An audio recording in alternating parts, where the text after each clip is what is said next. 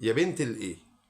تامر حسني يرد ويعلق على تصريحات بسمة بوسيل بيا بنت الايه. هنعرف حضراتكم التفاصيل الكاملة ورد اللي رده الفنان تامر حسني بمقطع فيديو على تصريحات الفنانة بسمة بوسيل بكلمة يا بنت الايه. اهلا بكم مشاهدينا ومشتركين قناة الناقد لايف للاخبار الفنية. بنحاول نقدم لحضراتكم كل ما هو جديد. موضوع بسمة بوسيل والفنان تامر حسني اللي قلب الدنيا وقلب مواقع التواصل الاجتماعي والجميع يتحدث عنه، عن القصة والحكاية وتصريحات بسمة بوسيل اللي طلعت قالتها هي السبب اللي عملت كل ده. لكن هنجيب لكم رد تامر حسني بمقطع فيديو.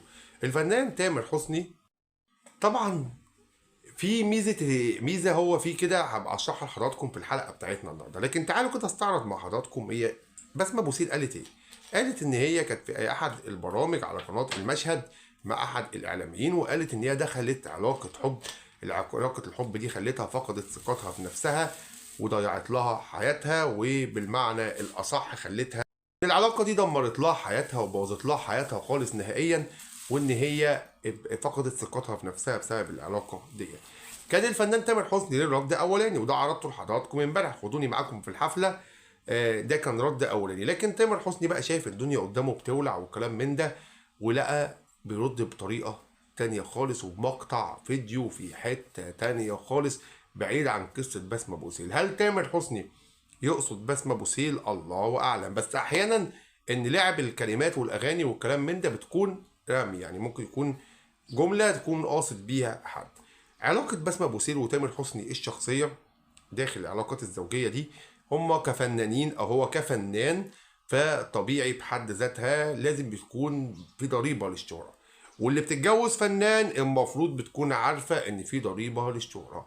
وعندي لوم صغير بس على بسمة بوسيل، ان بسمة كانت كويسه مع تامر حسني منذ شهور، وكانوا كويسين مع بعض وهم متطلقين، ويتقابلوا مع بعضيهم ويروحوا مع بعضيهم ويجوا مع بعضيهم. لكن اشمعنى الدنيا دي كلها اتقلبت وباظت في الساعات الاخيره دي؟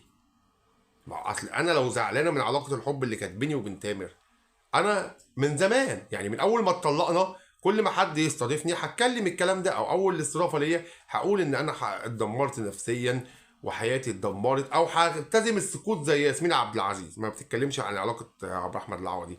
لكن ان انا كنت بقالي شهور او سنه او اتنين كويسه مع تامر حسني وكنا كويسين مع بعض وحياتنا جميله مع بعضينا، حتى بعد ما اتطلقنا وبنتقابل وبنظهروا في حفلات وكانت موجوده معاه في حفله. بس عايز اقول لكم حاجه، بسمه بتحب تامر، لان كان في حفله وهم متطلقين كانت بسمه موجوده وكان تامر حسني موجود، وكان في بنت كده بتغني معاه، فتحس ان بسمه كانت شويه عايزه تخنقها من رقبتها.